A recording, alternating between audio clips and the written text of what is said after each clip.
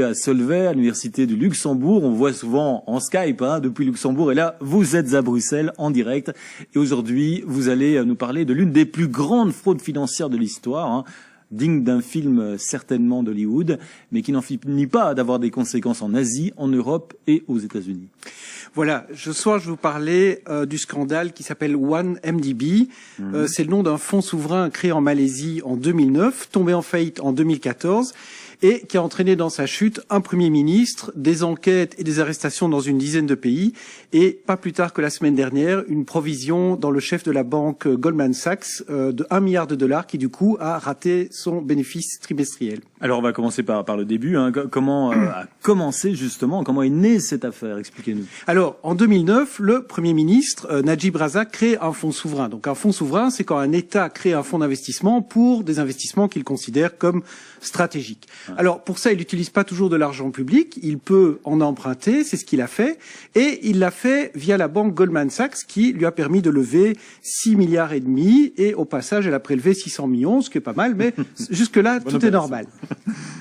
D'accord. Et finalement, le scandale éclate en 2015, c'est bien ça? Oui. Alors, une journaliste anglaise qui dirige un tout petit journal local dans la province de Sarawak révèle que 680 millions de dollars issus de ce fonds public ont transité via le compte personnel du Premier ministre et au total 4 milliards et demi de dollars se sont évaporés et manifestement ce sont des gens dans l'entourage du Premier ministre qui en ont profité, dont un financier qui s'appelle Jolo qui est aujourd'hui en fuite et donc cette petite bande s'est acheté yacht, tableau, grande virée et alors encore plus drôle, ils ont financé au vu et au su de tout le monde le fameux film Le Loup de Wall Street qui parle lui-même d'une fraude financière. Donc ça ne manque quand même pas de sel. Alors et comment est-ce qu'on peut détourner autant d'argent et aussi facilement? Alors, il y a 3 techniques qui ont été utilisées, retenez bien.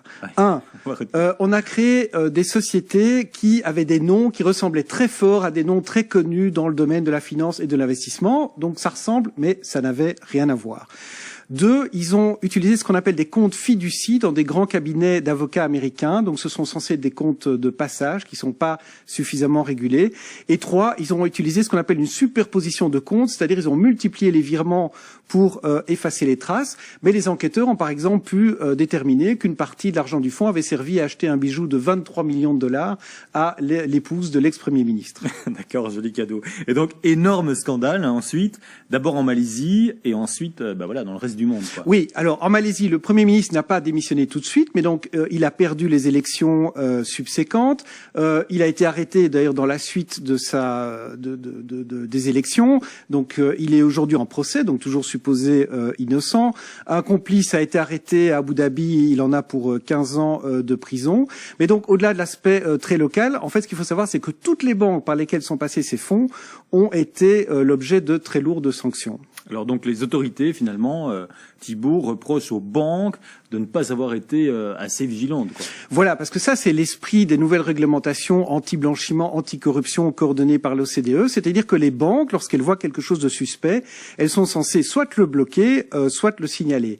Or ici visiblement ça n'a pas été le cas, raison pour laquelle des banquiers ont été arrêtés en Malaisie et à Singapour. Et ces banques ont dû payer des amendes ou pas? Voilà, et donc en Asie, les autorités singapouriennes ont eu la main très lourde. En Suisse, les autorités ont carrément demandé l'arrêt d'une banque, donc ils ont démantelé une banque qui s'appelle BSI. Au Luxembourg, la banque Edmond Rothschild a écopé d'une amende de 9 millions d'euros qu'elle n'a pas contestée.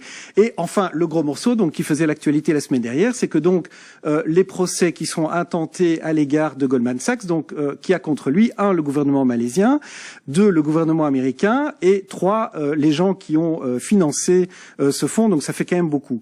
Donc la banque va sans doute chercher les accords à l'amiable, mais c'est évidemment très embêtant pour elle, surtout qu'elle était restée relativement intouchable suite à la crise financière. Alors, conclusion de toute cette affaire rocambolesque.